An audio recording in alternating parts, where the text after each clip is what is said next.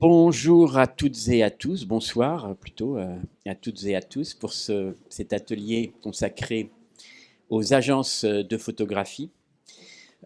Focus donc sur cet acteur un peu central de l'écosystème de la photographie. Organisations qui ont subi de gros bouleversements depuis une trentaine d'années et sur lequel on a souhaité revenir pour mieux se rappeler comment elles sont apparues et pourquoi, quelles sont leurs fonctions, qu'est-ce qui se cache derrière ce terme agence, qui est une grande diversité d'agences, comment elles ont participé ou pas à la reconnaissance du statut d'auteur pour les photographes, et puis comment elles ont affronté la révolution numérique qui a démarré dans les années 80 et qui s'est prolongée en gros jusqu'à aujourd'hui, puisque la dernière révolution numérique, on est dedans avec l'intelligence artificielle. Voilà, on va essayer d'aborder ces différentes questions avec deux intervenants et intervenantes dont je suis très fier qu'ils aient accepté de participer à cet atelier. Françoise Denoyel, pour commencer, qui est une historienne. Elle fait partie de ces très rares historiens et historiennes d'art qui considèrent que pour comprendre l'histoire de l'art, il faut aussi comprendre l'économie des secteurs artistiques et en particulier l'économie de la photographie.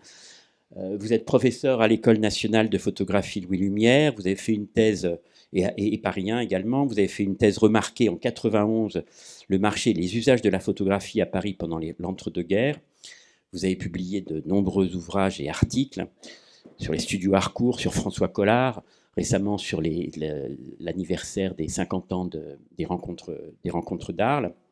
Et surtout pour ce soir, vous avez publié un très gros volume, Les agences photo, une histoire française, qui permet de mettre en mémoire toute cette histoire qui, avant ce livre-là, était dispersée dans plein de lieux sans qu'il y ait eu d'effort d'archivage et de synthèse sur ces sujets-là.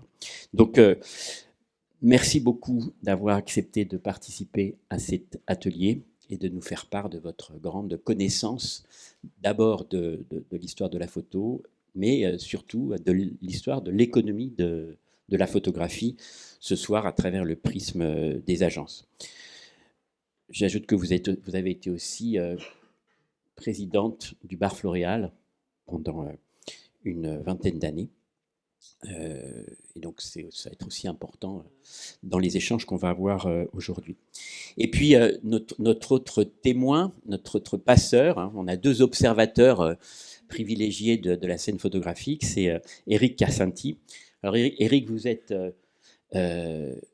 diplômé de l'École nationale supérieure de la photographie et vous faites partie de la première promotion en 1982.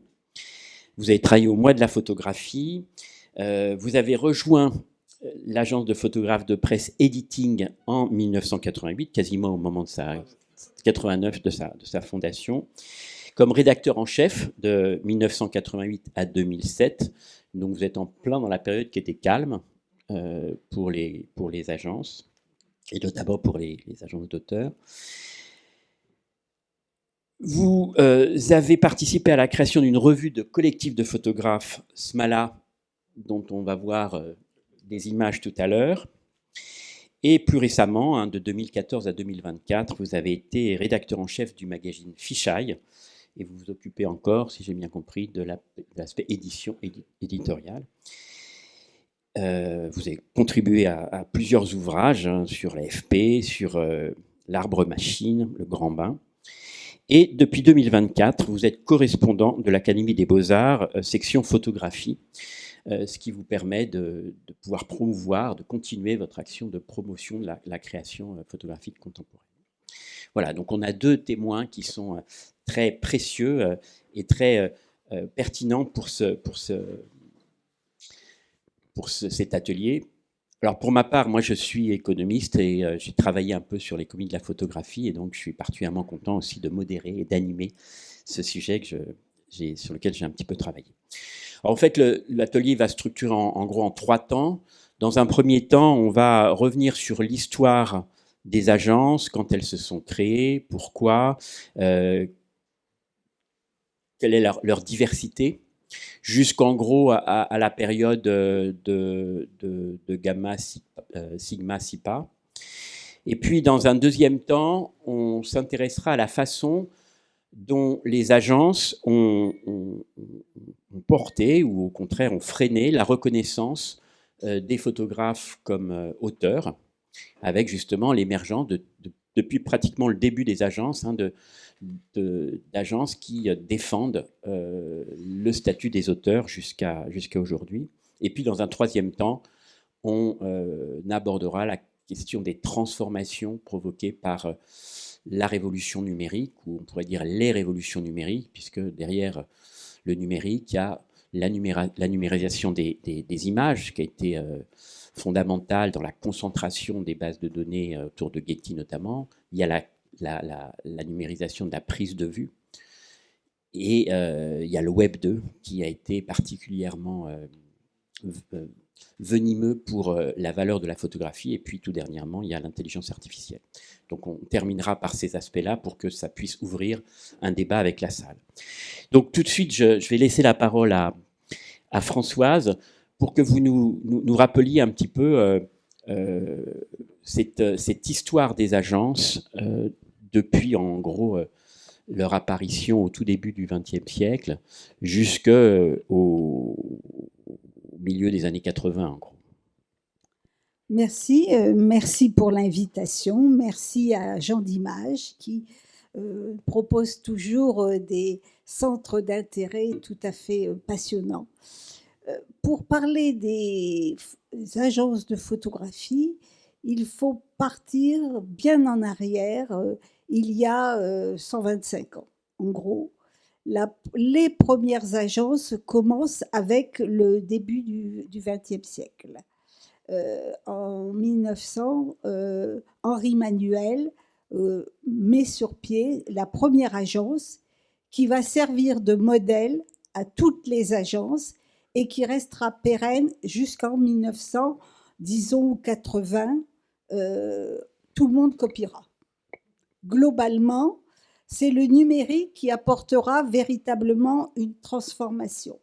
Henri Manuel a inventé l'agence de news, l'agence qui fait de l'actualité immédiate, qui va photographier le président de la République. Henri Manuel a inventé l'agence qui fait en même temps de la publicité. Il a inventé l'agence qui fait de la photographie d'auteur, puisque Henri Manuel signait ses photographies. Il faisait des reportages sur les prisons et il signait les photographies, donc c'est l'agence d'auteur. Il a inventé la galerie qui jouxte l'agence. On pense à Vue, mais déjà en 1910, ça existait. Vous voyez donc que les prémices sont vraiment bien installées. Alors, souvent, Henri Manuel, c'est un Français, mais tout de suite, c'est beaucoup d'émigrés qui vont venir, qui vont s'installer et qui vont mettre sur pied des agences. Alors, il y en a un certain nombre que vous connaissez, parce qu'ils ont eu une vie tout à fait pérenne, une agence comme Arling, par exemple, parce qu'il y avait un photographe. À la tête de l'agence, en fait, il y a toujours un photographe qui décide.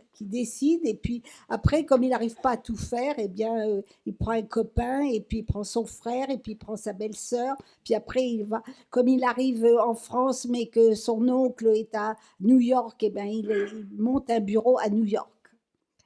Jusqu'à la guerre de 14, donc, des petites agences s'installent. Après la guerre, la période, disons, de l'entre-deux-guerres, la période des années 20-30, est une période extrêmement florissante où là arrivent massivement beaucoup d'émigrés qui installent des agences. Alors, souvent de très très petites agences qui fonctionnent avec une ou deux personnes, mais aussi comme l'Anglo-Continental par exemple, mais aussi des agences qui vont s'installer de façon longue et qui vont prendre des directions différentes. On voit que là, il commence à y avoir une certaine spécialisation, mais toute relative. On va avoir des agences qui ne font que du news, que du hot news, et notamment les agences qui arrivent des États-Unis ou d'Angleterre, comme par exemple Keston.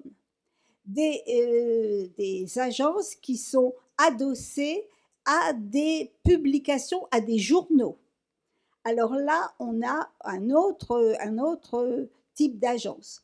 On a une agence très importante qui s'appelle l'agence RAFO, hein, qui est mise en place par un Hongrois, Charles Rado, hein, qui va faire Rado Photo, RAFO, c'est ça, RAFO. Et Charles Rado, il arrive de Hongrie, il a des copains, hein, il a Kertész, il a Brassailles, qui lui expliquent, qui lui disent bah, écoute, nous, tout ce qu'on sait faire, c'est les photos. Hein. Mais alors, les vendre, ça, c'est beaucoup plus compliqué. Alors, est-ce que tu pourrais les vendre pour nous? C'est comme ça que ça s'installe, finalement. Les agences s'installent de façon extrêmement pragmatique, avec un mode de fabrication et de mise en place des photos qui est toujours identique, c'est-à-dire que on envoie des photographes sur le terrain, ils ramènent leur plaque jusqu'à, disons, jusqu'en 45. Hein, les photographes d'agence travaillent avec des appareils qui sont des appareils à plaque.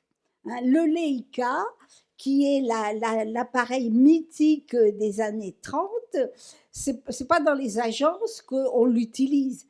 Ceux qui l'utilisent, ce sont ceux qui sont chez RAFO, ce sont les agences d'auteurs. Je vais revenir sur ces agences d'auteurs, mais globalement, chez Keston, chez même chez RAFO, on est toujours dans une idée qu'il faut aller vite. Et pour aller vite, eh bien, il faut faire avec des appareils à plaque. Parce que l'appareil à plaque permet de faire un contact. Et ce contact, ben vous pouvez l'envoyer directement dans les agences. Une fois que le photographe est rentré et qu'il a donné ses plaques, dans les agences, il y a des laboratoires qui fabriquent des jeux de photos. Des jeux de photos, et chaque jour, on fait à peu près un choix d'une vingtaine de photos que des coursiers envoient et déposent dans tous les journaux. Donc, vous voyez, c'est une production de contacts, de tirages, dits tirages de presse, qui est extrêmement important. On ne les reprend jamais, ces tirages. Hein, on les laisse, et les journaux se constituent des photothèques très importantes, hein, qui se trouvent maintenant aux archives nationales ou à la Bibliothèque nationale, mais c'est comme ça qu'elles se sont constituées. Et puis, dans les agences, les coursiers, quelquefois, quand il n'y a plus personne pour faire un reportage, les coursiers deviennent photographes. C'est comme ça que ça se passe. Hein, c'est des gens qui n'ont aucune pratique véritablement scolaire, aucune approche scolaire de la photographie. Alors, jusque dans la guerre, va constituer une rupture vraiment très importante, avec une difficulté, c'est que tous les photographes des agences françaises sont des photographes qui vont partir, ils sont sous les drapeaux. En revanche, des agences comme Keston, eh ben, elles travaillent à plein. Et l'arrivée des Allemands bouleverse complètement la structure des agences. Alors, vous avez des agences qui décident qu'ils ne collaboreront pas du tout. par exemple, le couple Roger-Violet qui vient d'installer son agence il n'y a pas très longtemps. Il a repris un fonds avant, mais disons que l'installation est relativement récente, même si le fonds est beaucoup plus ancien. Eux, ils disent, ben, nous, on ferme la boutique. On met des planches sur les vitrines et on s'en va en province et on va faire des savons. Pendant ce temps-là, on ne fera pas de photos, on ne collaborera pas. Vous avez de jeunes photographes qui s'installent, qui ont par exemple l'agence ABC, c'est des jeunes gens qui ont 20 ans et qui vont s'installer. Il y a des agences très soutenues par les Allemands qui vont s'installer. Et puis la guerre se termine et là, la fin de la guerre, c'est une période importante parce que la presse, toute la presse qui a collaboré est naturellement épurée, radiée. Il n'en est pas de même pour la photographie. Les photographes, on considère que seuls les directeurs d'agence sont des gens qui ont été compromis parce qu'ils ont fait de l'argent.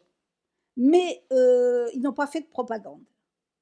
Parce que la photographie n'est pas considérée comme un support de propagande. Bon, c'est un discours qu'on n'aurait plus du tout maintenant, mais qui a prévalu dans les procès de l'époque. Et émergent de nouvelles agences très importantes. Et naturellement, la plus importante, c'est Magnum, que vous connaissez toutes et tous, Magnum Photo. Et Magnum Photo, ce qui la caractérise, c'est que c'est une agence qui est constituée par 5 photographes et qui promeuvent leur propre photographie. Et ils s'insurgent contre le statut qui a été donné aux photographes, c'est-à-dire quelqu'un qui n'a pas le droit de regard sur ses photos. Et eux veulent avoir un droit de regard sur leurs photos. C'est ce qui explique qu'ils vont constituer ce qu'ils appellent une coopérative. Magnum n'a jamais été une coopérative, hein, c'est une société, mais elle fonctionne comme une coopérative. La première coopérative ouvrière a existé avant la guerre et elle n'a duré que 2 ans. Donc Magnum s'installe et va servir de modèle, va être un pôle vers lequel tout le monde va se tourner, mais qui vit extrêmement mal. Quand on lit les textes de Capa, et après la première année, il dit que on n'a plus qu'à fermer Magnum parce que ça ne marche pas du tout, parce qu'on ne gagne pas d'argent, parce que les photographes ne font pas ce qu'il faut et que rien ne va. Bon, Magnum aura encore de beaux jours et beaucoup de photographes voudront y rentrer et ceux qui n'y entreront pas essaieront de constituer des agences qui ressembleront à Magnum mais qui ne seront pas Magnum, comme par exemple Viva. Viva, on voit bien que les gens qui étaient à Viva n'avaient qu'une hâte, c'était de rentrer chez Magnum. D'ailleurs, un certain nombre d'entre eux, comme Le Quérec, pour ne citer que lui, ou Martin Franck, vont naturellement rentrer. Alors, c'est cette agence qui est une agence très prestigieuse, mais économiquement peu rentable. À côté de cela, vont se mettre en place 3 agences particulièrement importantes. C'est SIPA, Sigma et Gamma. Alors, là, il faut bien prendre conscience de ce que c'était que ces agences. Moi-même, j'ai été finalement assez étonnée par l'importance de ces agences. Là, on n'est plus dans l'artisanat. Toutes les agences, jusqu'ici, c'était des agences qui fonctionnaient de façon artisanale avec au maximum 30 personnes. Là, on est sur des milliers de personnes. On est sur des chiffres d'affaires de centaines de millions. On est sur une façon de fonctionner qui est princière. Pourquoi ? parce que globalement, les photographies se font en France et en Europe et sont budgétisées, produites avec des francs. Et elles sont vendues aux États-Unis en dollars. Et donc, ce système est très avantageux du point de vue économique, d'une part, et d'autre part, on a, à cause des fuseaux horaires, on a beaucoup d'avance. Et donc, la localisation est importante à Paris. Voilà. La localisation de Paris est vraiment exceptionnelle, ce qui fait que Gamma et les deux autres vont véritablement recentrer Paris comme capitale mondiale de la photographie, telle qu'elle avait pu l'être dans les années 20-30. On diffuse vraiment toute la photographie au monde occidental et les agences sont véritablement en tête dans le monde entier. Alors, juste un mot, hein, ces agences, elles apparaissent à la fin des années 60, donc oui. 20 ans après, après Magnum, Oui. et elles vont avoir une existence prospère d'une vingtaine d'années en fait. Et très à rapidement, peine. elles vont devenir les agences dominantes du monde. Et c'est ça qui est très étonnant. Oui. Quand vous parlez des chiffres d'affaires. Oui. C'est assez fulgurant, les moyens qu'ils emploient, c'est-à-dire qu'on n'hésite pas à envoyer un avion, à envoyer 15 reporters pour couvrir un événement. Et en plus, on en voit longtemps, vous voyez, c'est un âge d'or qui... mais en même temps, on fait tous ces photographes qui travaillent très très bien restent dans un relatif anonymat. Juste Oui. Juste une question dans l'historique que vous avez brossé. Vous évoquez pas l'agence Havas qui devient l'agence AFP à la fin de la guerre et où alors c'est certainement Oui. une espoir un peu parallèle, mais aussi intéressante, entre autres sur la reconnaissance de l'auteur. C'est-à-dire c'est des agences pour lesquelles les photographes étaient salariés et donc les supports appartenaient à l'agence. Et très souvent, pour dire la plupart du temps, ils n'étaient pas signés. Et c'est bien plus tard que c'est arrivé, et je pense que c'est assez symptomatique d'un mouvement général qui traverse les agences, mais qui traverse plus globalement la photographie, sur la reconnaissance du nom d'auteur. Mais je ne sais pas comment vous analysez cette histoire de l'AFP, qui était l'agence Havas, mais qui avait démarré aussi au siècle précédent. Alors l'AFP, je n'en ai pas parlé parce que je comptais en parler plutôt au tournant des années 80 parce que l'AFP effectivement arrive en 44, en 44, mais elle ne dure que le secteur photo ne dure que 2 ou 3 ans. Très vite, l'AFP ferme son secteur photo. Et il le sous-traite parce que en fait, ce qui domine, c'est le texte. Mais en revanche, au tournant des années 80, et je dis bien 80 et pas 2000, l'AFP, parce qu'il est en connexion avec l'État français de façon très, très forte, a des moyens financiers que n'ont aucune des autres agences, et ils vont être les premiers à s'intéresser au numérique, à la numérisation des photographies, au fait que les journaux vont pouvoir avoir sur leur bureau le matin des photographies. Et cela, c'est ce qui va faire la différence. La différence parce que les agences, elles, vont être confrontées à la numérisation de leurs fonds qui sont importants parce que SIPA, Sigma ont des fonds extraordinairement importants et il faudrait numériser tout cela et ils ne savent pas comment. Et premièrement, ils ne savent pas comment faire. Il y a des systèmes qui se mettent en place et puis qui ne fonctionnent pas forcément, d'une part, et d'autre part, ils n'ont pas les moyens. Ils n'ont pas les moyens. Ils arrivent ils vont mettre petit à petit vers 2000, les appareils numériques vont arriver, mais avant, il fallait numériser les fonds. Et là, pour eux, c'est catastrophique. Ils s'endettent et ils n'arrivent pas à suivre. Et l'AFP... On va revenir sur, Oui. cette période du numérique. Et l'AFP, non seulement arrive à numériser, mais en plus, elle offre des abonnements. Oui, mais on va revenir Oui. sur ces questions-là plus Oui. précisément par la suite. Je voudrais que, justement, on enchaîne sur cette progression de la reconnaissance du statut d'auteur à travers les agences. Vous avez parlé de Gamma, Sipa, Sigma. La création de Gamma, elle est aussi motivée par la volonté des photographes de signer leurs photos, d'avoir une maîtrise des négatifs.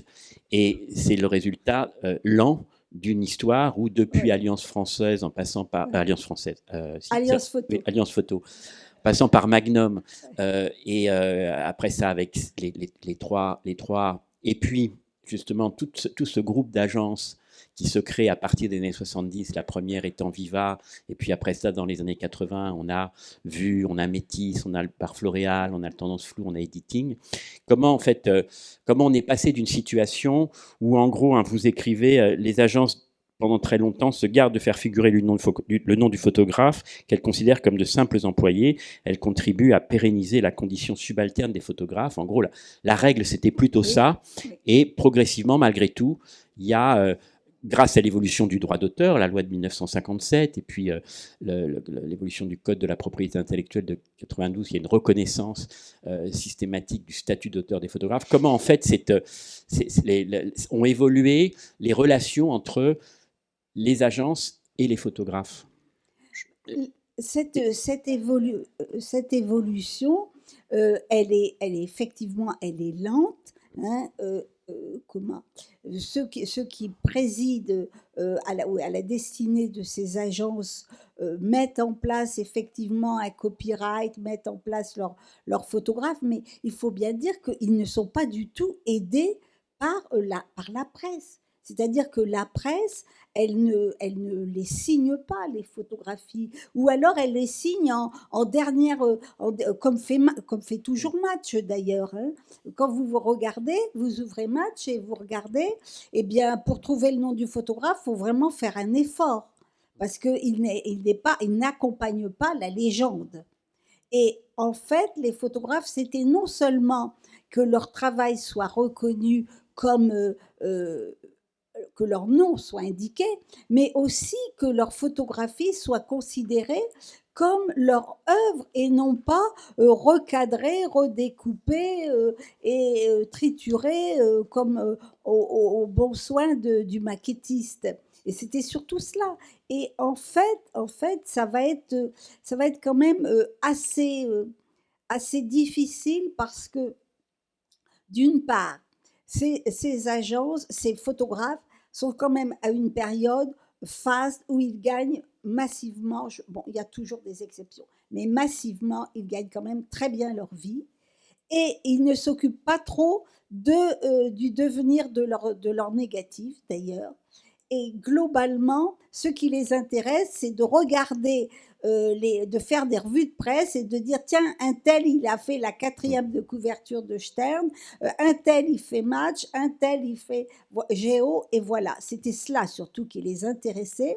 Et quand les agences vont fermer, ou en tout cas être vendues, revendues, et qu'il y a beaucoup de problèmes, et bien ces photographes, ils vont se retrouver seuls et extrêmement démunis. J'ai interviewé plusieurs de ces photographes qui avaient travaillé chez Gamma, qui me disaient, nous, on avait un vendeur, le vendeur, il vendait nos photos, et nous, on attendait, on était sur le terrain. Nous, ce qui nous intéressait, c'est d'être sur le terrain et d'être sur le papier. Mais l'entre-deux n'était pas du tout comme c'est maintenant le cas, où les photographes sont beaucoup plus attentifs au devenir de leurs photos, au cheminement de leurs photos. On arrive dans les années 70-80, c'est le moment où naissent une nouvelle génération dans la lignée de Magnum, puisqu'en fait Magnum n'a pas eu beaucoup d'héritiers entre 1947 et Viva, d'une certaine façon, puisque Sigma, SIPA, c'était pas le même modèle. Éric, vous avez participé à cette émergence de nouvelles agences dans les années 80, dans un contexte de montée aussi du marché des tirages photographiques. Le marché des tirages photographiques naît en gros dans les années 70, et les galeries commencent à se développer dans les années 80. Et en fait, ces nouvelles agences, ce sont des agences qui vont être un peu à cheval entre le monde traditionnel de la presse, de l'édition, du corporate, et puis le monde des galeries, avec notamment des exemples que vous évoquiez tout à l'heure de Vue qui crée aussi sa galerie. Alors, est-ce que vous pouvez nous parler un peu de votre expérience? Alors, je reviens un tout petit peu en arrière pour faire la connexion. Effectivement, Magnum 47, c'est une date vraiment importante parce que des photographes disent on prend la main sur nos images, on contrôle le cadrage, on contrôle la légende et on contrôle la signature. Donc ça, c'est quand même un acte fort qui marque quelque chose d'important dans l'histoire, c'est-à-dire que les photographes qui se revendiquent comme auteurs, même si c'était déjà présent un peu avant, comme vous l'avez évoqué, là, c'est une marque forte. Et par la suite, la photographie n'est pas déconnectée du reste, c'est-à-dire que le monde des agences n'est pas déconnecté du reste de la photo. C'est-à-dire que dans ces années-là, la photographie n'était pas reconnue comme une pratique artistique, n'est pas reconnue comme quelque chose d'auteur à l'échelle de la société. Il faut remettre aussi dans l'axe que quand les rencontres d'Arles démarrent en 70 ou le mois de la photo en 80, la photographie n'occupe pas une place sur le champ culturel très importante. Et ça vient progressivement. Alors, les agences d'auteurs dont on parle, qui sont effectivement d'inspiration de chez Magnum, mais qui sont plutôt dans la lignée de Viva dans ces années-là, où ils commencent à faire les vacances des Français, des choses thématiques comme ça, qui sont un peu sociétales. Il faut dire qu'on est dans les années post-68, donc il y a aussi beaucoup de choses qui changent. Et là, effectivement, les signatures des photographes sont revendiquées. Après, on a cité l'agence Vue qui s'est créée dans la lignée de Libération. On ne peut pas déconnecter l'agence Vue de l'histoire de Libération et de l'histoire de Christian Cojol qui a animé, défendu le service photo et la politique d'auteur, comme on dit au cinéma. Mais la politique d'auteur, c'est quelque chose qui a été pris en charge par beaucoup d'agences d'auteurs et de collectifs qui voulaient montrer leurs différences par rapport à les grandes agences, les trois, Gamma, Sigma, SIPA, qui sont effectivement des usines, des machines centrées sur le news et aussi sur le reportage, mais qui sont des rouleaux compresseurs industriels. Et c'était aussi l'idée de faire quelque chose de dimension plus humaine, avec des petites structures où les gens faisaient un peu tout. C'est-à-dire que moi, vous l'avez dit, effectivement, j'étais rédacteur en chef, mais enfin, j'étais aussi vendeur, j'étais éditeur. J'allais avec ma moto dans les rédactions pour proposer les jeux de tirage et diapositives et négocier l'argent pour faire tourner la boutique, parce qu'on était des petites structures. Oui, et puis en fait, ça s'accompagne du début de la crise de la presse. Il y a un événement qui va être important, notamment pour la santé des agences des 3A, c'est la loi Cressard, qui va contraindre les agences de presse de salarier les photographes. Donc ça va augmenter les coûts dans un contexte où la presse papier en tout cas, commence à être en crise. Donc le paradoxe un peu, c'est que ces trois agences, elles envahissent très rapidement le monde. En quelques années, Gamma, Sigma, SIPA deviennent des leaders mondiaux. Et au même moment, commence à s'installer une crise de la presse. Et en fait, ces nouvelles agences qui apparaissent vont justement essayer de diversifier leur production en allant justement vers des sujets de société, vers du corporate, vers une espèce vers un travail de plus long terme, et aussi vers des images qui peuvent avoir des débouchés sur ce nouveau marché émergent sur lequel on rêve beaucoup dans les années 90, qui est le marché des tirages photographiques. Et là-dessus arrive le numérique. Alors, quelques dates. Le début de la numérisation des images, vous l'avez signalé avec l'AFP, c'est les années 80. Et c'est la première révolution numérique, c'est la numérisation des images qui va permettre la concentration des fonds d'archives entre les mains de quelques sociétés comme Getty et Corbis, puis Getty. Ça, c'est la première révolution. La deuxième révolution, c'est la prise de vue numérique par les photographes. Ça s'amorce en gros à la fin des années 90. En 98, il y a un Nikon 1 qui apparaît. Mais en gros, en 7 ans, on avait fait une étude avec Sylvain Maresca. En fait, en 7 ans, l'essentiel de la profession photographique est passé au numérique. En 2005, pratiquement tous les photographes sont passés au numérique. Et donc, ça a beaucoup de conséquences aussi sur la question de la rapidité de circulation des images et la nécessité d'avoir des agences à Paris, à un endroit central dans le monde. Et puis, peut-être la plus pernicieuse de ces révolutions, c'est le Web 2, avec Xstock Photo qui est créé en 2000 et qui va faire naître le modèle des microstocks. La numérisation des images, les premiers CD-ROM, c'est 1990. Donc ça va être l'apparition de la photographie libre de droit. Et puis 2000, c'est l'apparition des microstocks. Et cette crise numérique, comme elle touche aussi la presse, en fait, la photographie va être prise dans un effet de ciseau entre d'un côté la réduction des moyens de la presse et de l'autre côté la dévalorisation des images à partir des années 2000. Et donc, peut-être... Eric, vous étiez chez Editing à ce moment-là, au moment où toutes ces transformations ont eu lieu. Comment, en fait, ça a changé vos pratiques? Et puis, je reviendrai après ça. Avant de répondre à cette question, je reviens un tout petit peu en arrière, encore une fois, sur l'émergence des collectifs et des petites agences pour resituer le contexte. Donc, dans les années 80, il y a effectivement les 3 grandes agences qui sont majoritaires, qui écrasent tout et qui ont une production un peu, je dirais pas uniforme, mais enfin massive. Et il y avait cette idée de proposer une alternative, d'avoir des regards d'auteurs, de faire des sujets particuliers avec des auteurs qui cadrent différemment, qui présentent différemment, qui le vendent différemment. Donc il y avait quand même cette idée d'être une alternative à ces grosses structures. Donc ça a marché un petit peu. Il y a eu, j'ai parlé des festivals, j'ai pas parlé du festival Visa pour l'image aussi, qui était une manière de mettre en avant les noms de photographes qui sont dans la presse, mais pas que. Et puis, effectivement, le marché a subi les évolutions que vous avez soulevées.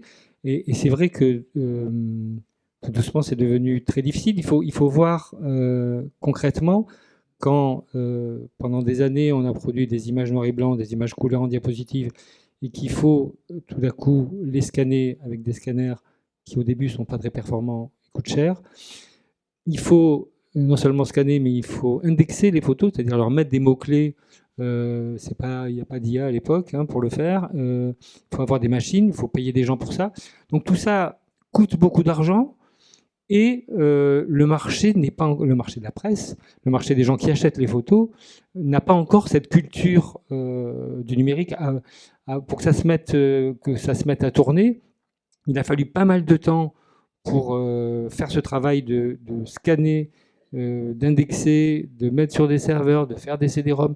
Tout ça, c'est de l'argent à dépenser avec des ressources qui viennent pas. Et alors, pour revenir concrètement, ça c'est quelque chose qu'à l'editing on a bien vécu parce qu'on a vu arriver le premier ordinateur, c'était merveilleux, on faisait la queue pour faire les étiquettes, et puis les duplis, et puis les scanner, et tout ça coûtait pas mal d'argent, et nous on était des passionnés de photos, on était à fond derrière les photographes, et puis je pense qu'au niveau industriel, on ne tenait pas trop la route, donc à un moment donné on s'est battu comme on a pu, avec toute la bonne volonté du monde, et puis on s'est fait manger par le marché comme beaucoup de collègues.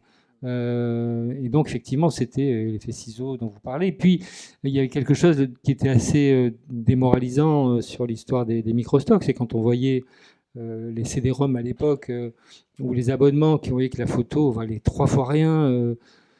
Et d'un coup, on a l'impression que le sable nous glisse entre les mains et qu'on n'arrivait plus à voir comment on pouvait s'en sortir. Donc c'était quand même une période assez difficile. Parallèlement à cet effondrement de la presse, c'est aussi l'époque où arrive la presse gratuite, qui est très importante, très très importante. Moi, je me souviens que quand j'enseignais à Louis Lumière, quand j'arrivais dans le labo dans les années 90, je pouvais faire une revue de presse parce que les étudiants avaient plusieurs journaux. Et 10 ans après, ben, il n'y avait plus que la presse gratuite. Et 10 ans après, il n'y avait plus personne n'achetait de journaux. Ça s'est passé exactement comme cela.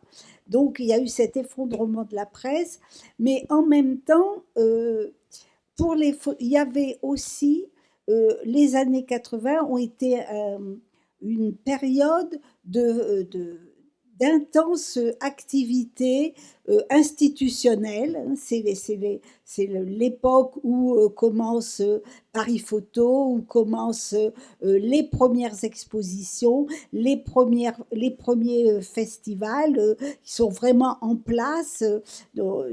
Eric a signalé Visa pour l'image, mais on pourrait aussi parler du printemps de Cahors. Il y a eu plusieurs festivals et Arles a joué un rôle véritablement moteur parce que les gens venaient à Arles pour apprendre à comment monter ceci, comment monter cela, comment faire rencontrer des gens, et ils étaient un peu aidés par un environnement qui pouvait leur laisser croire qu'ils allaient pouvoir vivre de leurs photos.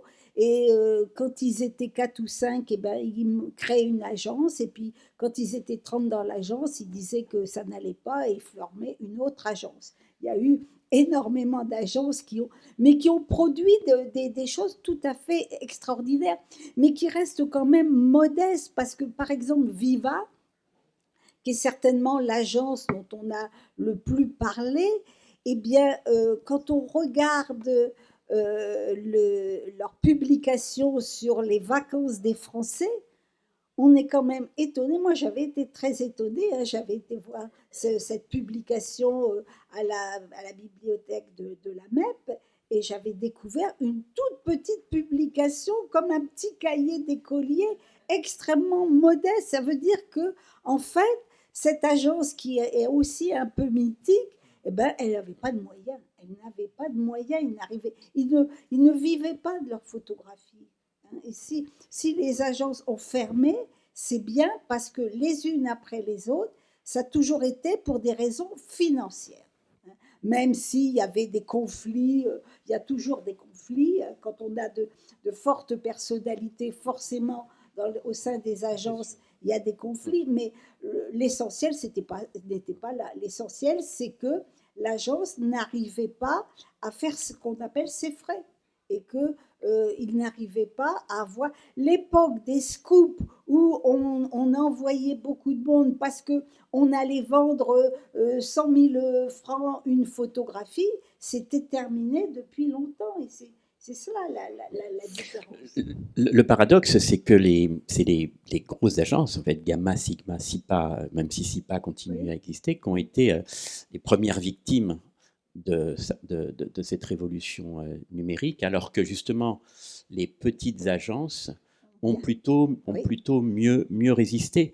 Et justement, à côté de ces agences d'auteurs, il y a d'autres agences, je pense par exemple à REA, des agences qui sont spécialisées sur des domaines particuliers qui ont bien résisté. Vous pouvez en dire deux mots de ces agences qui ne sont pas dans le domaine de la presse, mais qui sont spécialisées, enfin, dans la presse. Non, c'est pas ce que je voulais dire, mais qui sont spécialisées sur un sujet.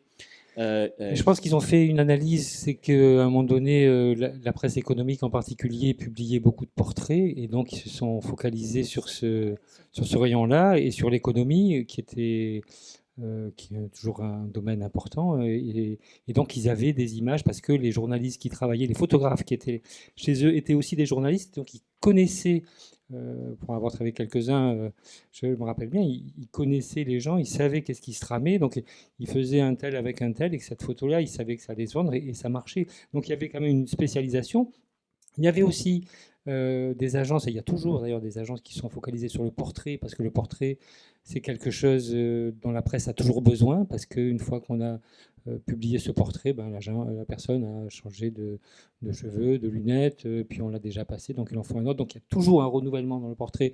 Et donc aujourd'hui, il y a 2 agences qui sont, enfin, entre autres, qui sont très, très focalisées sur le portrait, et pour lesquelles je pense que ça marche pas trop mal, malgré tout, dans le marché. Et puis, je reviens encore un peu en arrière, parce que c'est vrai qu'il y a ces histoires de scoop, d'argent, d'industrie, mais il y avait aussi, j'ai envie de dire, une utopie parmi certaines agences et certains collectifs de photographes sur cette idée que un photographe n'est pas forcément un auteur solitaire, mais qu'on peut, à une bande de copains et de copines, faire des choses ensemble et proposer une alternative. Et ça veut dire aussi que ensemble, on fait des photos. Effectivement, il y a le bar Floréal, que vous avez bien connu, mais je pense à des gens comme Tendance Floue qui sont toujours là et qui font des projets à plusieurs. Il y a Myope qui, en ce moment, qui a une très belle exposition au Carré de Baudouin.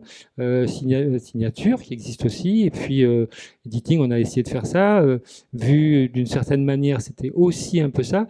Donc, il y avait quand même l'idée de faire vivre une utopie. En tout cas, c'était le combat un peu qu'on a essayé de mener modestement avec la revue Smala dont on a parlé tout à l'heure, qui était une revue des collectifs de photographes. Et on avait à cœur de défendre que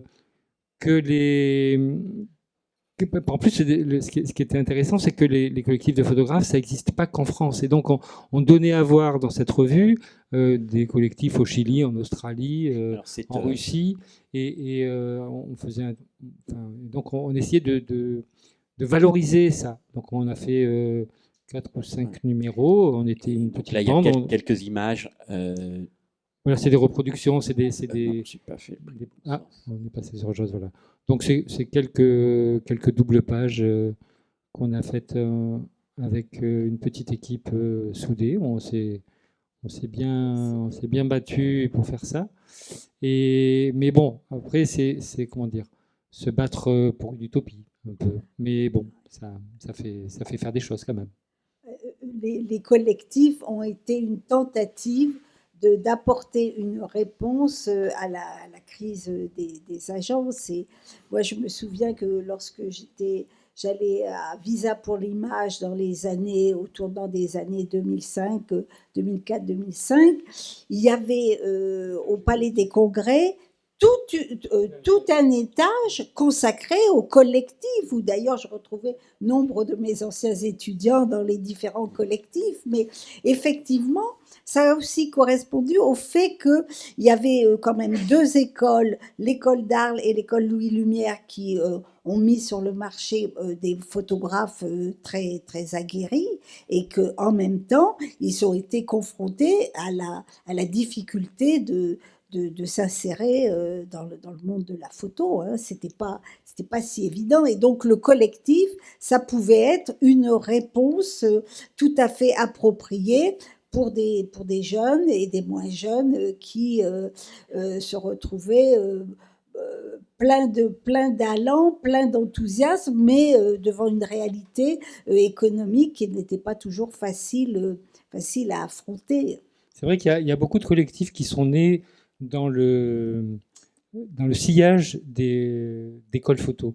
Vous soulignez les 2 écoles, mais je pensais le MICFD où je suis allé. Effectivement, il y a Riva Press est né de photographes, les Gobelins, oui, toujours les Gobelins. Et donc il y a des photographes qui s'entendaient bien et qui formaient une bande et qui ont dit ben voilà, on fait un collectif derrière. Et puis il y a des journaux qui prenaient en sympathie ce mouvement, et surtout quand les photographes avaient un peu de talent, c'était pas plus mal. Et donc il leur donnait un coup de pouce et qui les aidait, ce qui était aussi une manière pour les journaux de de taquiner un peu les grosses agences en disant on peut aussi faire autre chose, on peut aussi faire autre chose. Mais bon, c'était un peu... Qu'est-ce que ça a changé justement en matière d'editing? Puisqu'en fait, une agence, elle fait un tri parmi l'abondance qui a décuplé, enfin, plus que décuplé, hein, on est dans une période où il y a une infinité d'images. Évidemment, une toute petite partie d'entre elles sont choisies. Retenu, oui. Et donc, il y a ce premier travail de tri, et puis après ça, il y a le travail de vente, comment on va arriver à convaincre un journal de publier telle photo ou tel groupe de photos. Est-ce que ça a changé ces stratégies d'editing des agences, qui est leur cœur de métier, ou bien finalement, pas trop? Tout dépend de ce qu'on édite. C'est-à-dire qu'il y a l'editing, on va dire news, l'actu, la bonne photo. Donc là, les éditeurs sont formés à ça, à avoir l'image qui résume un peu tout. C'est, on va dire, l'editing AFP pour aller vite, où il y a tous les éléments qui résument l'événement, ou la photo un peu choc. Et puis, il y a aussi des editings où on n'est pas sur une image, mais sur un récit. Et là, ça demande, c'est un peu un travail de montage, on dirait au cinéma, mais comment on raconte une histoire. Et un des exercices qu'on faisait dans les agences, quand quelqu'un voulait travailler là-dessus, c'était, voilà, on te donne un stock de, je sais pas, 40 images. C'est ce qu'on fait aussi dans les écoles. Moi, j'ai donné des cours à Gobelin, c'était ça. On donnait 100 photos en disant, voilà, tu vas faire un editing de 15 photos pour tel journal, pardon, ou pour tel autre. Et en fait, ça suppose de bien regarder quelle est la ligne éditoriale du journal, quel est le style de photo, qu'est-ce qu'il raconte, sur quoi il met en avant les choses. Et en fonction de ça, le choix des images n'est pas le même, parce que la tonalité qu'on donne à notre histoire n'est pas la même, comme quand on fait un montage différent au cinéma, quoi, pour le dire un peu vite. Donc ça, c'est un savoir-faire qui reste valable, qui reste... je ne sais pas ce que vous en pensez. Oui, ce que je voudrais ajouter, qui a fait aussi, qui a aussi modifié, c'est que la, à côté de la presse qui est de moins en moins en mesure de publier, il y a de nombreuses expositions qui vont se mettre en place.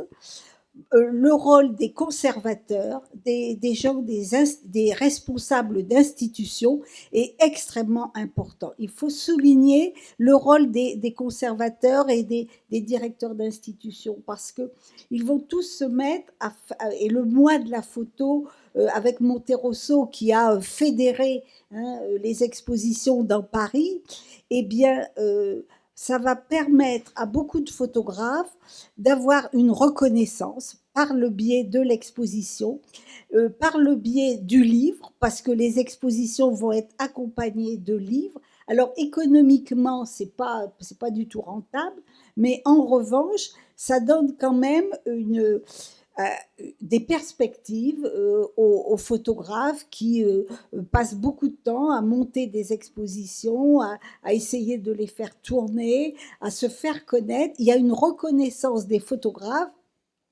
qui est bien plus importante au bout du compte que ne l'a été la reconnaissance par la presse. Et petit à petit, on va avoir un basculement qui est lent, mais qui est maintenant bien abouti. C'est-à-dire que la reconnaissance n'est plus parce qu'on fait la une de tel ou tel magazine, de tel ou tel journal, mais parce qu'on est exposé dans telle ou telle institution.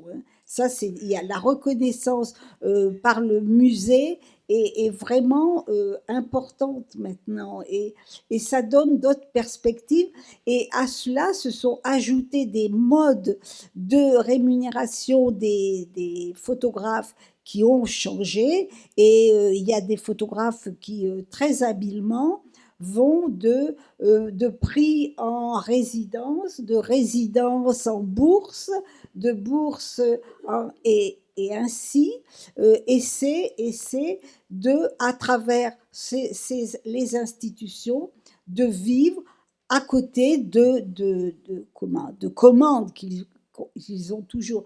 Mais la France, quand même, apporte un soutien particulièrement important à la photographie. Oui, il y a vraiment une économie institutionnelle de la photographie qui s'est mise en place depuis les années 80, qui permet effectivement d'avoir un certain nombre de ressources publiques qui viennent abonder l'économie de la photographie. Malheureusement, ça reste des ressources très, très, très modestes. Cette économie institutionnelle de l'art et de la photographie, elle a du mal à faire vivre correctement les photographes. Et c'est que très récemment hein, que les lieux d'exposition sont tenus de payer le droit de monstration, par exemple. Pendant très longtemps, les photographes exposaient sans avoir de rémunération. Et donc, même les choses... Arles. Hein, Même oui, Arles, Oui, Arles. même art, oui. et donc, moi, ça m'amène à une question, finalement. Est-ce qu'il y a une grande différence aujourd'hui entre une agence et une galerie photo? Ce serait quoi les Oui, différences? Oui, il y a quand même, une grande différence. Hein. C'est un lieu de Dans- production, l'agence. C'est quand même, ça reste un lieu voilà, de production, l'agence. c'est un lieu La de galerie production. est quand même plutôt un lieu de diffusion et de vente. Ah, les galeries peuvent être des lieux de production. La différence, c'est que les galeries s'adressent peu aux entreprises, que ce soit des entreprises de presse, des entreprises corporates, et donc elles vendent plutôt à des particuliers, et les agences ont comme clientèle plutôt des organisations, mais beaucoup d'agences aujourd'hui ont aussi leur galerie. C'est-à-dire que finalement, cette frontière-là entre la galerie, l'agence, entre l'artiste, l'auteur, est-ce qu'elle n'a pas tendance à devenir plus floue? Non, non, moi franchement, je trouve il y a une très, très grande différence. D'abord, il y a extrêmement peu de photographes qui sont qui sont dans une galerie. Hein. C'est vraiment à la marge. Il y a très, très peu. C'est 0,01%. C'est rien du tout. Déjà, il y a peu de galeries qui s'occupent de photographes. Il y en a quoi sur Paris? Il y en a même pas une dizaine. Et en plus, euh, elles ont un nombre relativement restreint de photographes. Et en plus, ce sont des galeries qui font à l'international. Elles n'ont pas elles n'ont pas que des photographes français, loin de là. Donc, la galerie, c'est déjà, la galerie ne prend pas de risque véritablement parce que c'est très rare qu'elle peut produire, mais globalement, c'est pas sa fonction de produire. Et ce qui est cher, c'est de produire. C'est ce qui est cher, c'est de produire.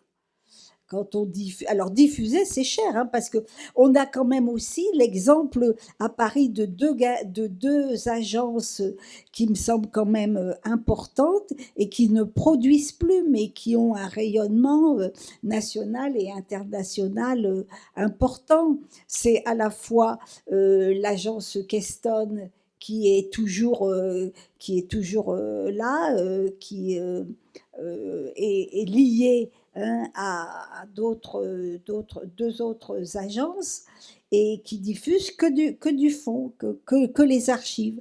Et puis, il y a l'agence Roger Violet qui ne produit plus non plus, mais qui diffuse à la fois son fond ancien et qui diffuse en même temps des photographes qui diffusent plutôt les photographies d'ayants droit ou de photographes qui sont décédés, qui ont confié sous différentes formes leur fonds ou une partie de leur fonds. Ce sont des agences qui ont encore un rôle vraiment important. Et puis, vous avez la RMN, hein, qui aussi une agence publique qui diffuse tout ce qu'il y a dans les fonds publics, hein, qui est une agence importante aussi. Aussi la médiathèque. Alors la la médiathèque du patrimoine et de la photographie, c'est quelque chose de très très différent. Parce que à l'origine, cette médiathèque avait des photos, mais elle n'a pas que cela. Elle a des archives, notamment les archives du patrimoine, de tout le patrimoine français. Et il s'avère que de fil en aiguille, il y a de plus en plus de fonds. Elle a récupéré, entre guillemets, le fonds de patrimoine photo, et notamment des fonds très importants comme le fonds de Kertész, le fonds de Willy Ronis. Et depuis que le nouveau, enfin que un nouveau directeur a été mis en place, Gilles Désiré Digossé, depuis une dizaine d'années, il a fait rentrer de très nombreux fonds Oui, ils sont très actifs. importants. Ils sont très actifs et ils font beaucoup de valorisation, d'exposition, de publication. Ils sont très offensifs sur ce Oui, marché. Mais c'est très bien. Enfin, oui, moi, je trouve qu'ils font un super boulot. oui. C'est effectivement un travail absolument très important. On peut regretter quand même qu'il n'ait pas de salle d'exposition. Voilà, ouais. C'est vrai. C'est quand même insensé que on ait Jeu de Paume, qui est un lieu d'exposition, mais qui n'a pas de fonds, et patrimoine et la médiathèque du patrimoine et de la photographie, qui a des fonds, mais qui n'a pas lieu de lieu d'exposition. Mais ils font circuler leurs photos assez facilement. Enfin, je sais qu'il y a pas mal de festivals qui ont recours Oui, à eux et oui, qui sont très oui, contents de travailler oui, avec eux. oui, Je pense oui. entre autres au Photonal, où ils sont très copains et où ils peuvent avoir accès à des images et à les diffuser, à les exposer en payant des droits, bien sûr, mais où c'est pas hors de prix pour eux et ça permet de valoriser et de faire tourner pas mal d'expos quand même. Oui, ils font effectivement tourner beaucoup d'expos et participent à de nombreux festivals, et notamment le prochain festival de Pomerol, le printemps de Pomerol, ils vont exposer encore des photographies, et ça permet en même temps d'avoir des expositions en extérieur qui sont toujours très, très intéressantes, et des projections. Est-ce que, enfin, en vous entendant, on a l'impression qu'on a une tendance à la patrimonialisation des agences, et en même temps, cette patrimonialisation, elle n'est rentable que si elle est soutenue par les pouvoirs publics. Donc, qu'est-ce que vous en pensez de cette tendance? La patrimonialisation, c'est une grande chance que nous avons en France, hein. C'est pas le cas dans tous les pays, hein. Il y a des pays où on ne garde rien du tout, ou pas grand-chose, ou alors c'est uniquement dans l'ordre du privé. Et on sait très bien que les fondations, eh bien, elles n'ont pas de pérennité, les fondations. Il y a un moment où il n'y a plus personne pour les financer. En France, on a cette chance d'avoir, il y a un maillage de personnes qui s'occupent de la photographie qui est hors du commun. C'est-à-dire que ce maillage, il est à la fois à travers les FRAC, à travers les bibliothèques, les centres d'art. Le réseau Diagonal, par exemple, qui fait un travail fantastique. Les centres d'art, et puis aussi même les archives, les musées, les artothèques. Tout cela permet à des photographes d'abord de vendre des photos, hein, parce que l'État achète quand même, tous ces fonds sont quand même alimentés par pas par des dons, mais par des achats. Et puis ensuite, la conservation de fonds entiers, ça c'est par le biais essentiellement de dons qui sont toujours agrémentés d'achats, mais d'achats partiels qui n'ont rien à voir avec l'ensemble de la valeur du fonds, mais qui permettent d'avoir en fait un corpus d'images qui est hors du commun, et qui sert de plus en plus, parce que moi je vois qu'à la télévision, sur les plateformes, il y a de plus en plus d'utilisation de ces photographies d'archives, comme des films d'ailleurs, mais aussi beaucoup d'images qui ont été réalisées par des agences à un moment donné et qui ont été conservées. Peut-être une dernière question avant de donner la parole à la salle. Pour vous, en tant qu'observateur et observatrice de ce monde, c'est quoi l'avenir des agences? Il y a vous voyez vous avez des hypothèses, notamment est-ce que l'IA va transformer à son tour le rôle des agences? D'abord, on aurait du mal à imaginer exactement le tournant, comment les choses vont se positionner. La seule chose qu'on puisse dire, c'est que l'imprimerie n'a pas remplacé le fait qu'on écrive. Hein. Quand il y a eu l'imprimé, on a dit oh là là, les manuscrits, c'est fini. Bon, les gens vont plus écrire. Bah si, ils ont continué à écrire. La télévision n'a pas tué ni la photographie ni le cinéma.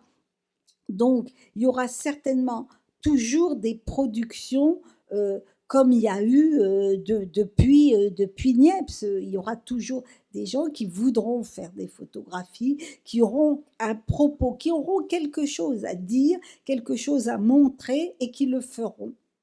Alors maintenant, l'économie de la photographie telle qu'elle a été conçue, imaginée, s'est mise en place.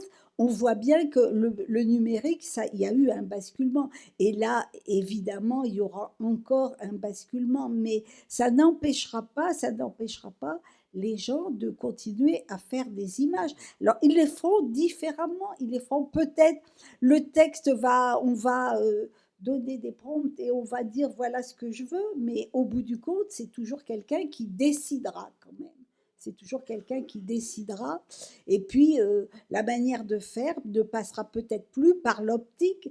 On a abandonné les bains. Hein, l'argentique, c'était une technique qui avait ses impératifs. On ne l'a pas complètement abandonné. C'est-à-dire en même temps c'est quelque chose qui revient un peu avec toute la matérialité, comme une espèce de mouvement de retour en disant par rapport à toute cette dépersonnalisation du numérique, de revenir à tout le mouvement néo-analogue dont parle Michel Poivert ou le festival sur la photo. Il y avait l'exposition sur la photographie à l'épreuve de la matière à la Bibliothèque nationale. Donc il y a quand même aussi un mouvement au niveau des auteurs. Mais là, on s'éloigne un peu de la problématique de l'agence, des auteurs qui, même s'ils utilisent des technologies aujourd'hui, il est hybride, il est mixte. La photographie stricte est en train de se marginaliser. Maintenant, la photographie est comme les autres arts, avec une plasticité très grande, à laquelle c'est important de rester ouvert, même s'il y a toujours des gens qui vont travailler au sténopé ou à la plaque de verre. Mais aujourd'hui, on peut faire plein de choses. Moi, c'est ce que j'ai un peu défendu quand j'étais dans le magazine Fisheye, où on avait cette idée de rester ouvert à toutes les écritures photographiques, des gens qui travaillent avec des smartphones ou avec des sténopés. Les deux peuvent être intéressants, ça dépend ce qu'on raconte. Donc je crois que après, au niveau du marché et de l'économie, les changements sont assez brutaux, oui, ça c'est sûr. Donc je n'ai pas de boule de cristal et je n'ai pas de réponse à vous donner. Nathalie.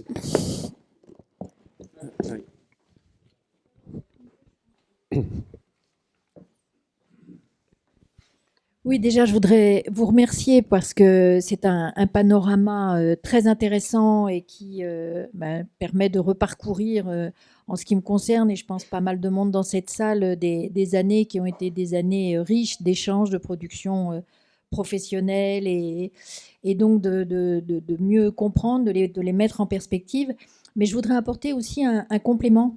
Parce que dans les agences et dans l'histoire des agences sur les 40, 50 et même 60 dernières années, il y a eu aussi énormément d'agences thématiques.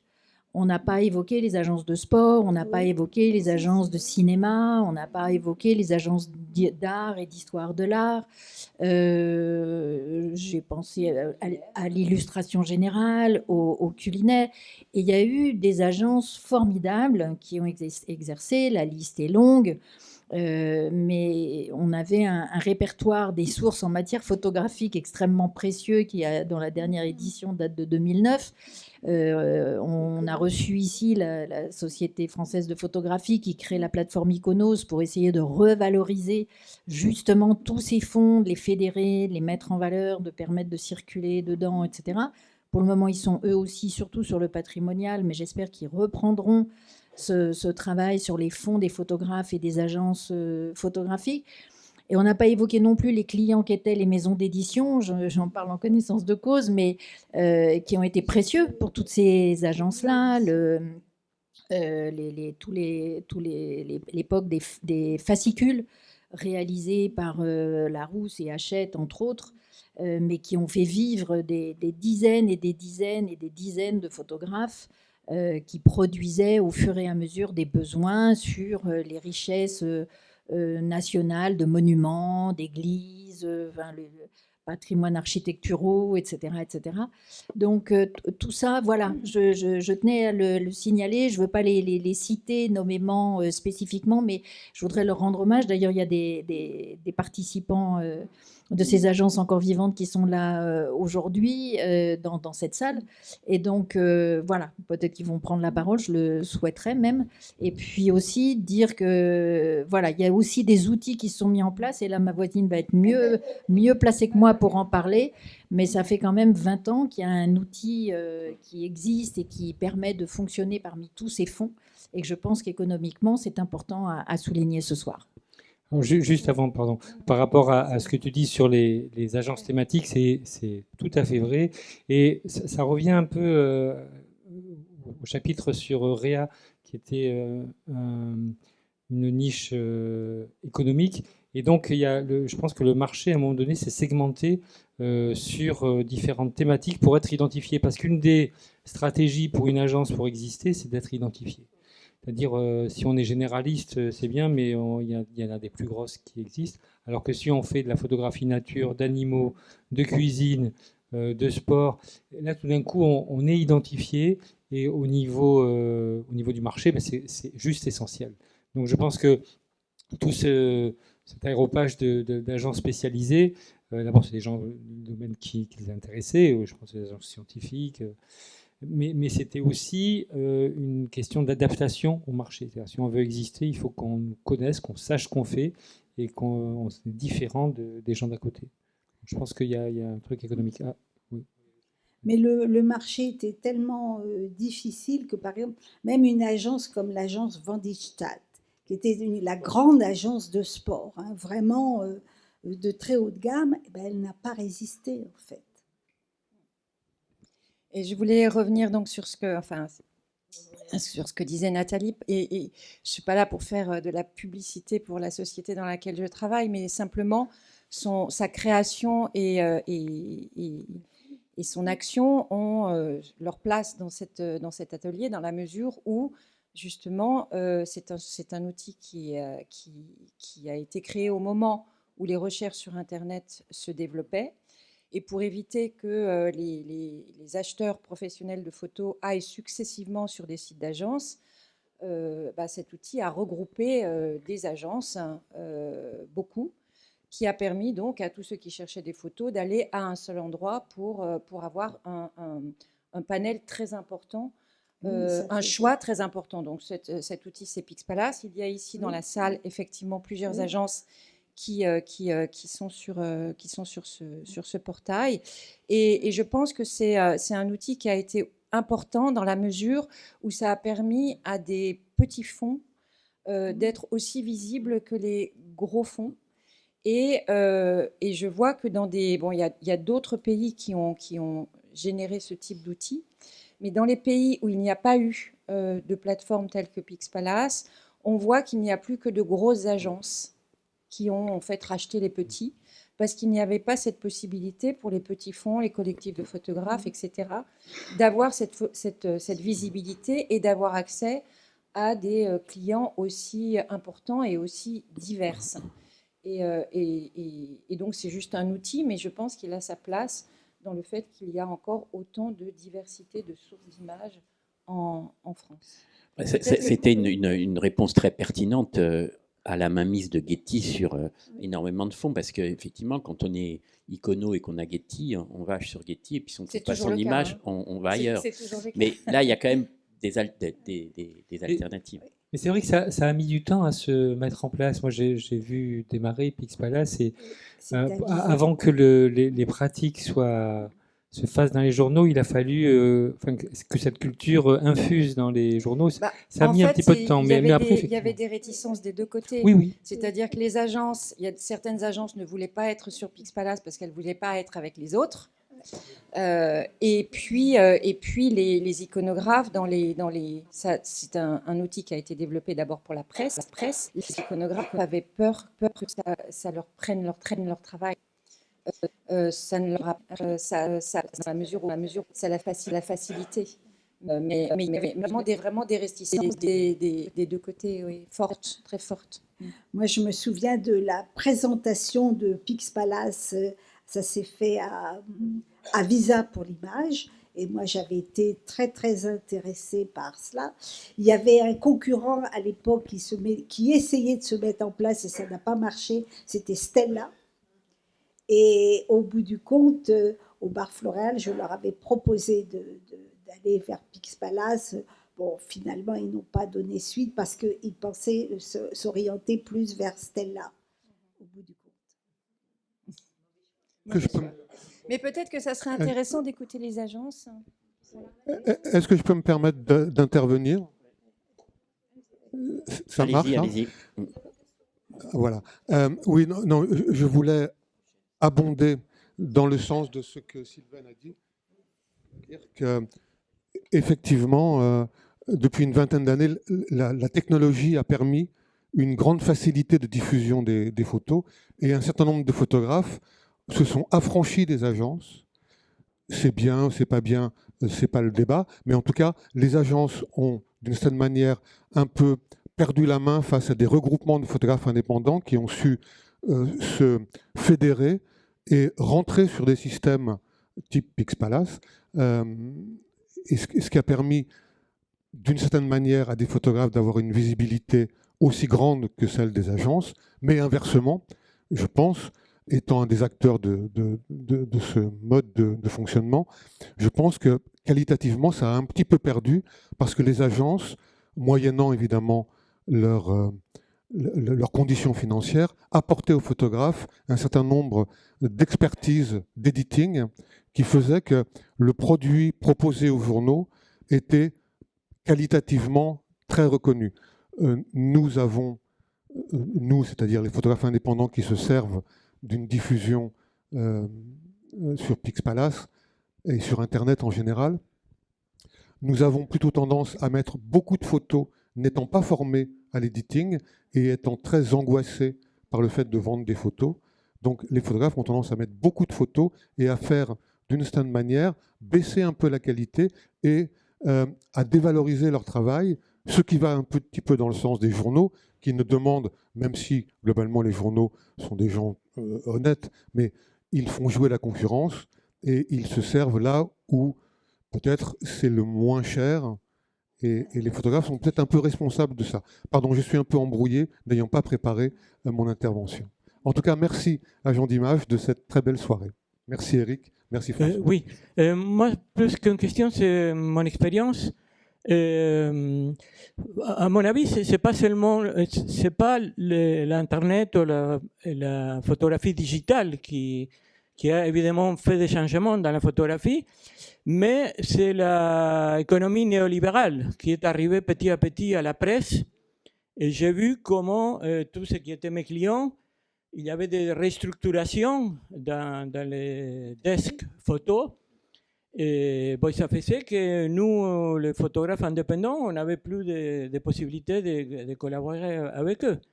parce qu'on épargnait l'argent pour donner aux actionnaires, comme c'est l'habitude. Donc, à mon avis, c'est plutôt ça. Je pense que les choses En sont... plus, c'est une culture. Le néolibéralisme, c'est une culture. C'est pas seulement une économie. Je pense qu'il y a, pour expliquer les choses, plusieurs facteurs. Certainement, l'économie néolibérale, je ne suis pas forcément calé là-dessus, mais c'est une évidence. Mais la numérisation et la circulation des images telle qu'elle est devenue a forcément aussi impacté très fortement. Les microstocks, les abonnements, tout ça, ça a impacté énormément. Donc il n'y a pas qu'une chose qui nous permet d'expliquer la démonétisation qu'il y a pu y avoir sur la photographie pendant pas mal d'années. Peut-être pour ajouter un mot et revenir justement sur ces agences dont tu parlais, Nathalie. En fait, ces agences thématiques qui restent, c'est des agences qui sont sur des secteurs où il y a besoin de portes d'entrée. C'est vrai dans l'économie, on ne rentre pas très facilement dans une entreprise pour faire des photographies, par exemple. C'est vrai pour la photographie culinaire, où c'est pas simple de faire une photographie culinaire. Et donc, en fait, quand on regarde les agences thématiques qui se sont maintenues, c'est souvent des agences pour lesquelles c'est très difficile pour n'importe qui de faire une photographie, de la mettre sur Internet et qu'elles viennent en concurrence à ces images-là. Et donc ça joue. Après ça, ce qui est vrai, c'est que dans l'économie dans laquelle on est, où effectivement les logiques financières sont dominantes par rapport aux logiques industrielles, on a basculé d'un capitalisme industriel à un capitalisme financier, où finalement c'est la rentabilité financière qui était privilégiée. Eh bien, toute une série de méthodes qui ont été mises en place pour réduire les coûts. Alors c'est le système de l'abonnement, c'est le fait qu'avec le numérique, en fait, on n'a pas du tout réussi les photographes et les agences ont eu beaucoup de difficultés à faire en sorte que le travail de post-production soit rémunéré. On est resté sur l'idée qu'une image, il suffit d'appuyer sur un bouton, alors qu'aujourd'hui, il y a un travail de post-production qui est énorme. Donc tous ces éléments-là, ils ont été gommés, de sorte que finalement la valeur de la photographie a fondu comme neige au soleil.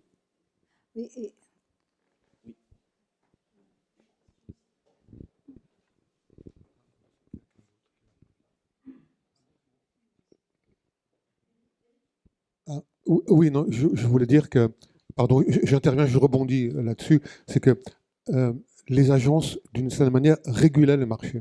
C'est-à-dire que quand on était un photographe indépendant, comme je l'ai été, rentrer dans une agence, je pense à l'agence Editing, c'était pas évident, tout le monde ne rentrait pas. Et effectivement, les agences jouaient le rôle de régulateurs et pour les photographes, nous apprenaient aussi à mieux travailler et était le contact avec les journaux pour les photographes. Donc c'était toujours une promotion et quelque chose de très intéressant pour les photographes indépendants, mais qui de fait ne rentraient pas tous. Maintenant, le numérique a nivelé tout. Je dis nivelé sans dire vers le haut ou vers le bas, juste nivelé.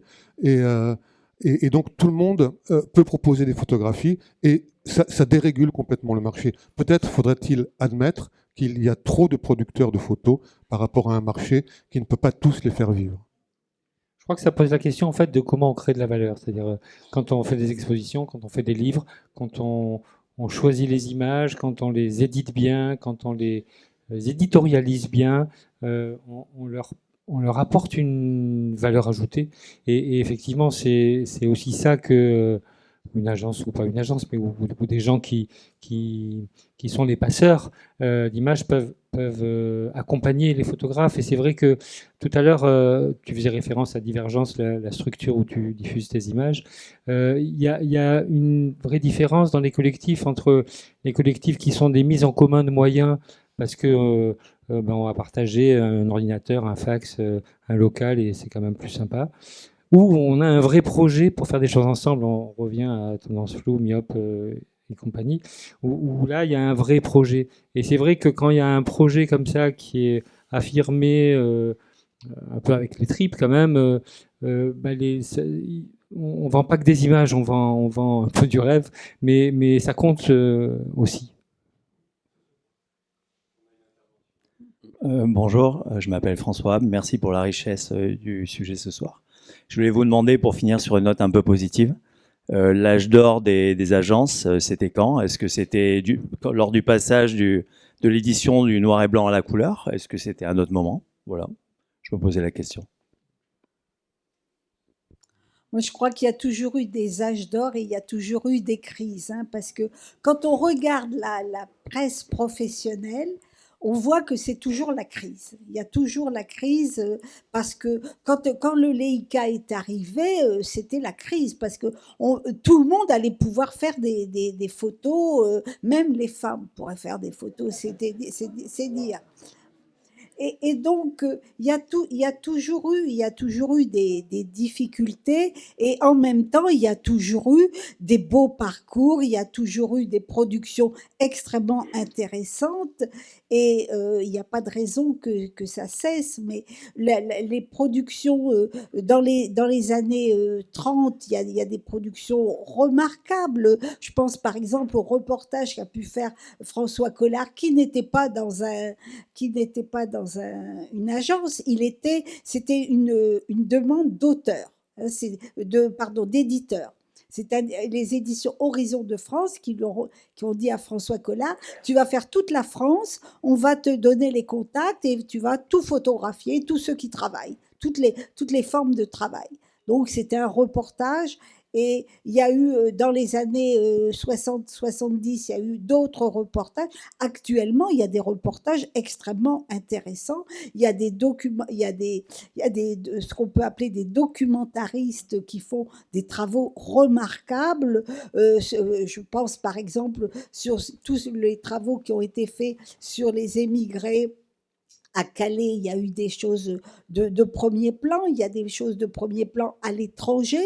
À Visa pour l'image, il y a toujours de très très grands photographes qui peuvent exposer, qui sont des contemporains, qui sont des jeunes gens. Je pense aux photographes de Myope actuellement qui font à la fois du reportage en France et à l'étranger et qui sont dans une agence. C'est une agence et donc il y a toujours l'âge d'or, c'est pour les photographes qui ont quelque chose à dire et qui trouvent l'environnement. Mais la France reste quand même un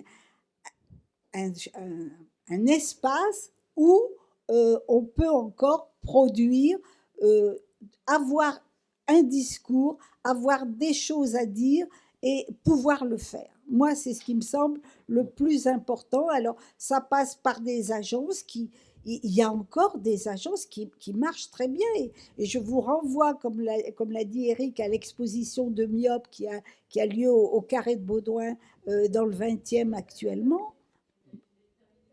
Ah, juste, c'est terminé. Oui, c'est vrai, c'est terminé. Bon, eh bien, écoutez, il y en aura d'autres. Et je vous renvoie aussi, hein, c'est un petit signe d'historienne, je vous renvoie à la magnifique exposition sur Capa, où vous verrez ce que c'est qu'un photographe de presse. Il y a un film, il y a un travail formidable qui a été fait sur différents films d'archives de l'armée américaine, où on voit Capa en train d'opérer. Et on nous a toujours montré Cartier-Bresson comme étant extrêmement mobile et très réactif. Mais il avait en face de lui quelqu'un qui l'était largement autant. Vous verrez à quel point Capa met en application cette idée que pour faire la bonne photo, il faut être juste à côté. On a une demande d'intervention au fond et je passerai la parole tout à l'heure peut-être pour une dernière intervention parce que l'heure tourne, avant de vous donner rendez-vous devant. Allez-y. Oui, bonjour. C'est juste un petit mot pour dire, moi je suis rédactrice photo et ce que je peux vous dire, c'est que les agences, on en a très très besoin. Elles sont... pour moi, les agences ont encore beaucoup d'avenir. C'est indispensable aux iconographes, aux rédacteurs photo. Les effectifs dans les journaux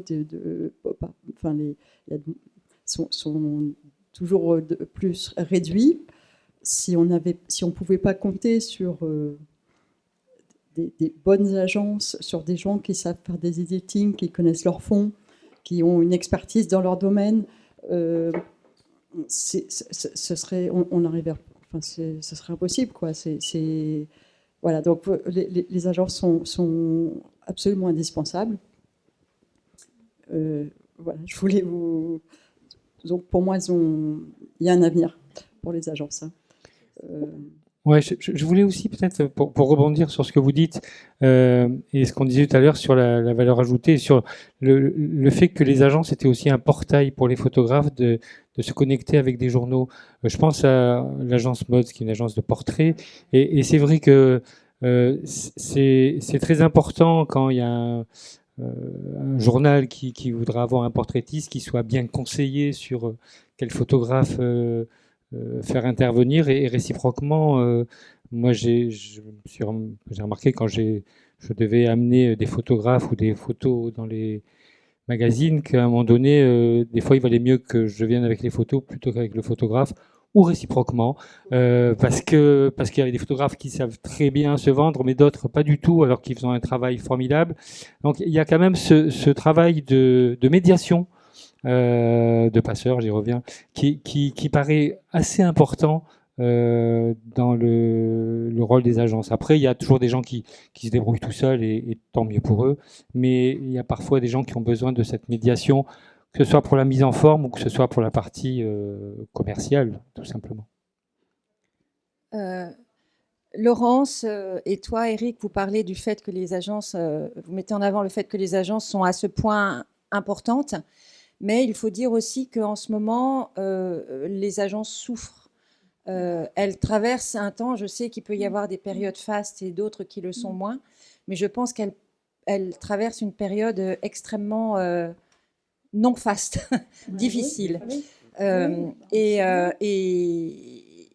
bon, certaines disparaissent face au forfait, face à la baisse des prix, etc. Toutes luttent, et je trouve ça, enfin, de mon point de vue, puisque je suis en contact avec beaucoup d'agences, je trouve ça vraiment admirable, cette façon dont cet écosystème lutte. Il y a une résilience que je pense pas beaucoup de milieux ont, que ce soit de la part des agences, que ce soit de la part des photographes, que ce soit de la part des gens qui travaillent dans les maisons d'édition, dans les magazines, etc. Je trouve qu'il y a une vraie envie pour que cette grande diversité d'images, de sources d'images continue à perdurer dans ce pays. Et moi, je trouve ça vraiment admirable. Et quand j'ai su qu'il y avait cet atelier consacré aux agences photo, je me suis permise de communiquer l'information auprès des agences photo qui sont sur Pixpalace. Certaines sont là, d'autres m'ont appelé. Et justement, pour revenir sur Mods, Olivia de Mods m'a appelé pour me dire qu'elle ne pouvait pas venir ici. Elle ne pouvait pas parler ce soir. Mais elle m'a dit quelque chose que j'ai trouvé intéressant et que je voulais relier. C'est que malgré les difficultés, et Mods, elles ont aussi des difficultés, elles sont deux, je veux dire, c'est compliqué, mais elles font un travail remarquable. Elle m'a dit qu'elle voulait que je dise ce soir qu'il fallait que d'autres agences se créent, parce que créer une agence, même si c'est compliqué, et la faire tenir, la faire grandir, même si c'est très très compliqué, voilà, c'est une aventure. C'est une aventure, ça vaut la peine. Et elle pensait qu'il fallait que, non pas seulement les agences résistent, mais qu'il fallait que d'autres agences naissent. Donc, si ça intéresse quelqu'un dans la salle. Moi, je voudrais ajouter une chose, peut-être un peu pour aussi apporter une conclusion à cet atelier tout à fait passionnant. Merci Françoise, merci Eric, et merci à Dominique de l'avoir monté. Mais c'est que tout cet univers, cet écosystème, comme disait Sylvaine, il est porté par la passion. Et il n'y a pas beaucoup d'univers, je crois, qui est porté comme ça par la passion de l'image, de l'information, de la diffusion, de la transmission. Moi, je remercie la personne iconographe qui a pris la parole parce que je pense qu'il faut avoir recherché des images dans sa vie pour savoir à quel point la gestion de ces fonds, la création de ces fonds, la vie de ces fonds, c'est capital parce que quand on cherche les images, c'est bien difficile de trouver la bonne. Je voudrais aussi remercier parce qu'elles n'ont pas osé prendre la parole et je regrette Claudine qui est là de Photo 12, Colombe qui est là pour Christophel, Dominique qui est là pour Roger Violet. Voilà, donc ils sont trop timides, c'est bien dommage. Ils auraient des choses passionnantes à raconter. Et il y en a beaucoup d'autres, je sais, qui auraient voulu être là aussi, Jacques Guillard de Scope Images, et bien d'autres qui sont des peut-être moins évidemment sur le devant de la scène que les trois, que les grandes agences qu'on a citées, mais qui forment ce terreau absolument extraordinaire, porté par la passion de la création et de la diffusion des images, et que moi je remercie du fond du cœur. Voilà. Ah oui, mais je souscris entièrement à ce que vous venez de dire, parce qu'effectivement, la photographie est tenue par des gens qui sont des passionnés, tous, que ce soit les photographes, mais que ce soit les directeurs d'agences, que ce soit les directeurs de galeries, que ce soit les conservateurs, les bibliothécaires, tous ceux qui sont dans l'édition, hein, qui montent des projets souvent avec beaucoup de difficultés, mais une ténacité sans borne, et qui permettent qu'émergent des travaux, qu'émergent des photographes, qu'émergent des reportages, et c'est vraiment une spécificité française, hein. Et d'ailleurs, si le monde entier vient, moi je vois dans les lectures de portfolio combien il y a d'étrangers qui viennent, et maintenant avec Internet, on a des photographes qui arrivent du monde entier pour proposer leur photographie, eh bien c'est bien parce qu'il y a une expertise, et une expertise qui est non seulement à Paris, mais beaucoup en région. Il faut souligner tout le travail qui est fait en région et toutes les petites agences. Moi, quand j'ai terminé ce livre, où l'éditeur m'avait dit, écoute, 600 pages, tu n'en mettras pas une de plus. Mais ensuite, j'ai eu des retours d'agences qui m'ont dit, mais on n'est pas dedans. J'ai dit, oui, je sais que vous n'êtes pas dedans. Il y a un moment où j'ai été obligée d'arrêter, mais n'empêche qu'elles existent. Oui, c'est dire la richesse de cet écosystème. Merci infiniment. Non, je reviens sur le métier passion, et c'est vrai que Ok, ouais, voilà. Mais c'est vrai qu'on parlait d'Arles tout à l'heure, où les gens venaient pour leur métier, mais en fait, ils venaient parce qu'ils retrouvaient d'autres personnes passionnées comme eux qu'ils ne voyaient pas ailleurs. Moi, la première fois où je suis allé à Arles, je me disais, mais enfin, je trouve des gens qui sont obnubilés comme moi par la photo, et j'avais l'impression de trouver une famille. Et quand on allait à Arles ou à Visa pour l'image, on sentait ça dans l'air. Il y avait cette énergie qui était une adrénaline. On la trouve encore. Il suffit d'aller à des festivals comme la Gacilly et bien d'autres.